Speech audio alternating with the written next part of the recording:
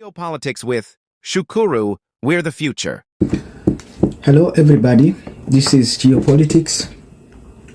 We're going to talk about the Alliance of Sahel, or AES. These countries are in Western Africa. We're going to talk about this country, Burkina Faso, Mali, and Niger. These countries have decided to leave the ICC, International Court, International Criminal Court.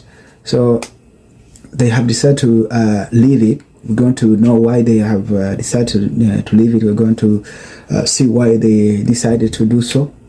But all of these countries are led by military officials who led coups and withdrew the government or the presidents who were leading these countries. And all of those countries are former French colonies. They have decided to do this together because nowadays they take themselves as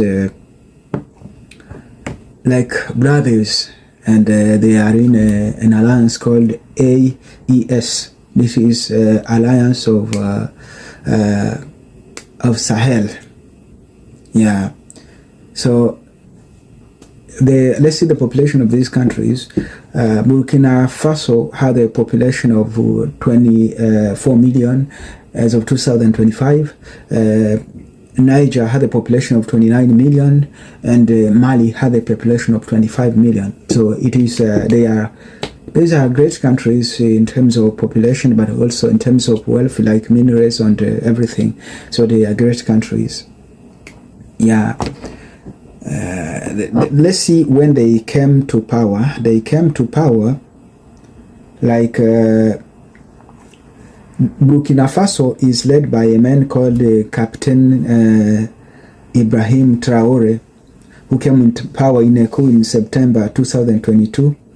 He's the interim president. It means they haven't organized the elections yet, but when they organize the elections, it means he will be the one in charge of. He'll be the one in charge of election. But in the meantime, they will be looking for the leader. If he doesn't present himself, it means they will choose another. But if he chooses to go on, it means he will go on.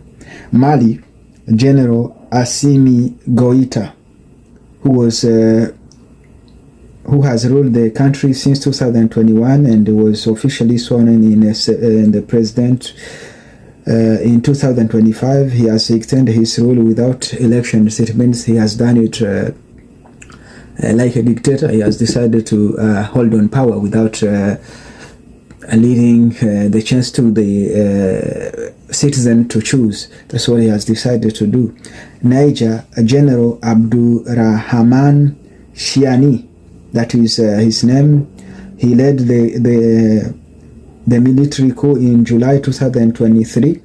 He was officially sworn in as a president in March 2025 for a 5-year transition term. It means he's a transitional president of this country. All right, let's break down a major move shaking up West Africa. Burkina Faso, Mali, Niger have just announced they're pulling out of the International Criminal Court, or ICC. They didn't just slip out quietly, though. In a joint statement, they called the ICC an instrument of neocolonial repression and accused it of practicing selective justice.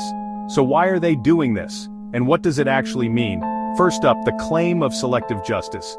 These countries argue the ICC has a history of unfairly targeting African nations, while conveniently looking the other way when more powerful countries are accused of serious crimes. This isn't a brand new complaint. African leaders have been saying this for years. But now, these three juntas are making it official by walking away. Second, it's about sovereignty. The joint statement was pretty clear. They want more control over their own justice systems. They're talking about creating indigenous mechanisms for the consolidation of peace and justice. Translation: they want to handle things their own way, without outside interference.